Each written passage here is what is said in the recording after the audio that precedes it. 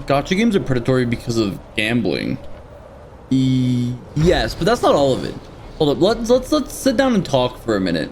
So you were saying that gacha games are only predatory because of its monetization. So I disagree. I really disagree. So, and the reason why, gacha games are just predatory by nature. The entire thing of gacha games is predatory. It is the intent to make you gamble. That is the problem. Like, let's start back. Let's go a little bit ways back, right? 2020 was kind of like the big deal with gacha games. 2020 really sucked. 2020 was rat, dude. It was tragic. But something that happened was Genshin Impact, right? Genshin Impact came out in like 2020, and it was during a time where people were really vulnerable. They kind of went to video games to like escape. So when they got to like Genshin Impact, their escape was this nice fantasy, beautiful. I don't know what y'all's opinion is about Genshin Impact, but this really nice world, right? I really liked it at the time. I liked it in 2020. Really beautiful world, and you would go in, and you would just like slave away, just like for free, right? You would go open chests every 10-20 chests. You could like pull for Ganyu, right? But it caused kind of a problem. It's hard to like put into words. So whenever you play these games, so let's kind of, you know, let's take a step back, right? So gaming addiction in general, let's start a gaming addiction and not just the addiction aspect of gacha games. Gaming addiction really spiked in 2020. I mean, like, it was horrible. You would like, you find people, you still find people like really bad habits of like spending 12 hours a day on video games. I'm one of them, or I was one of them. I'm trying to better myself from that. I'm trying to move away from just spending so much time online. But you'd find people that are like spending so long on video games without caring for their life, man.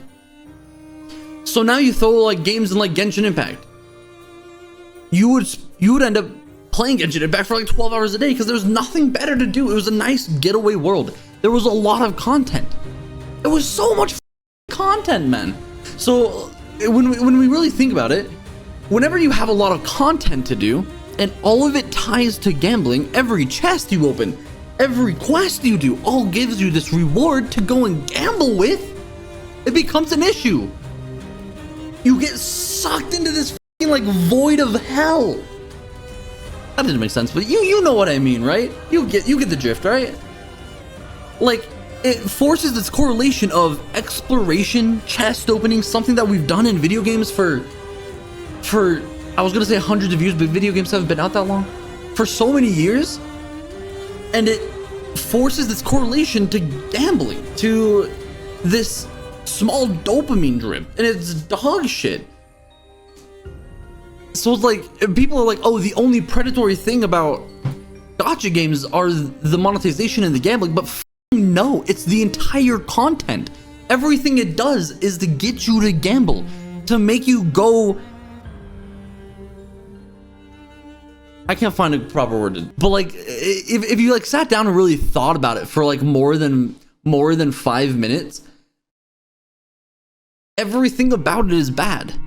Their entire system is forcing you to correlate everything you do, every other game, to gambling. Because like, that's already what gambling does. It like rewires your brain into this like state where you just always have to be taking like this risk or gamble.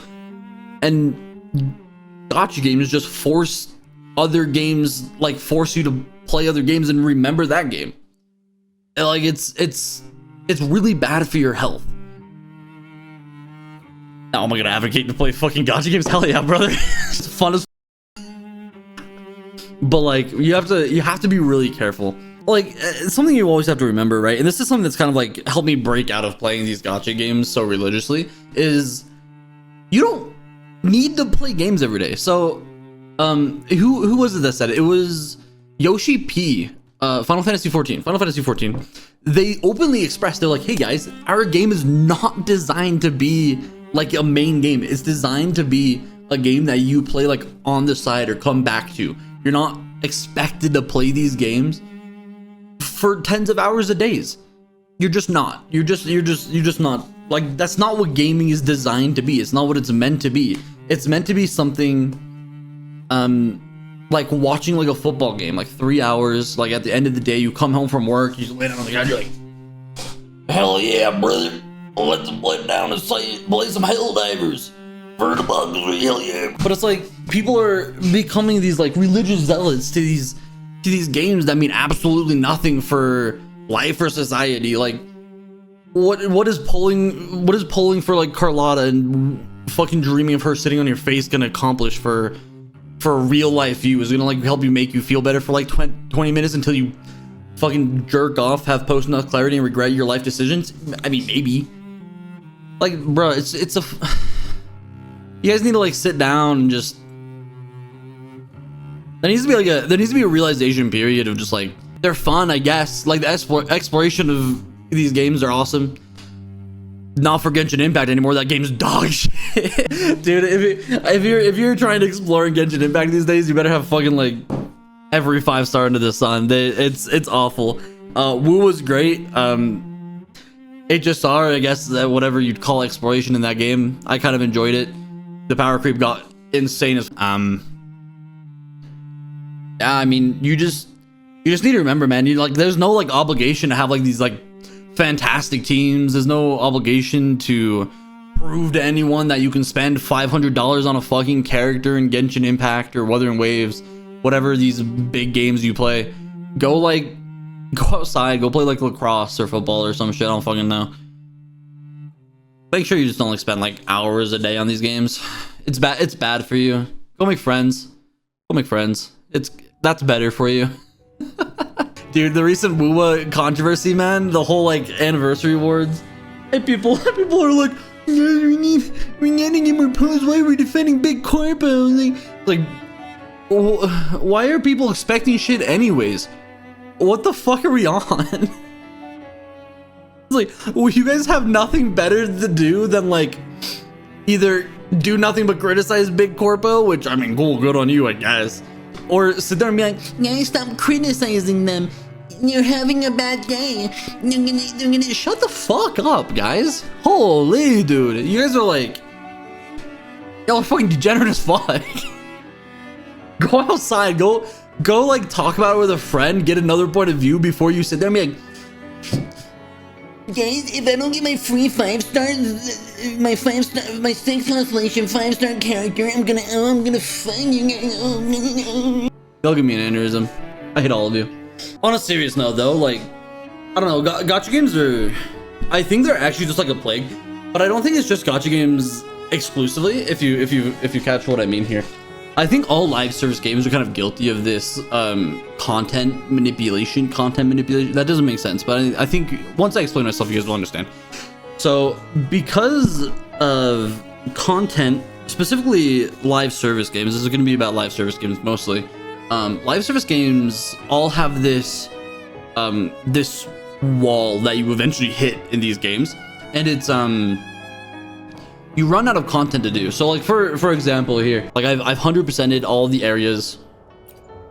Like what am I supposed to do, right? Like what do I do in this game? And the question is fucking nothing. I'm not, the game wants me to keep coming back because of my daily quests so I can continue to pull, which kind of forces this really bad habit onto you. It's bad. Like the content itself is designed to force you to like stand against a brick wall with your tongue on it while like dopamine like slowly dribbles down the wall every couple months.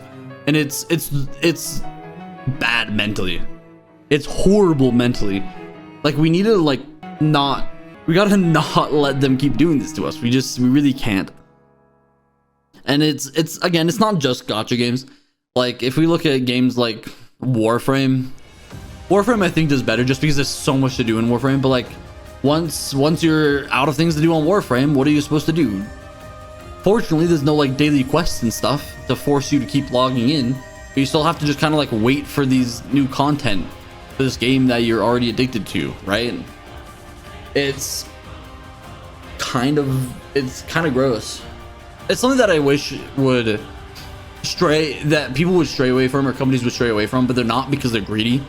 I think a lot of companies saw that what gacha games could get away with, and they're like, yeah, I want to do that. That's what I want to do. I want to start inching towards what we can get away with, and it's a problem. It's a problem. I don't know. That's my 2 cents. I was kind of all over the place. I'm not sure how much of that made sense, but live your best life, I guess. No doing crack and making babies and making crack and doing babies. That's what I care about.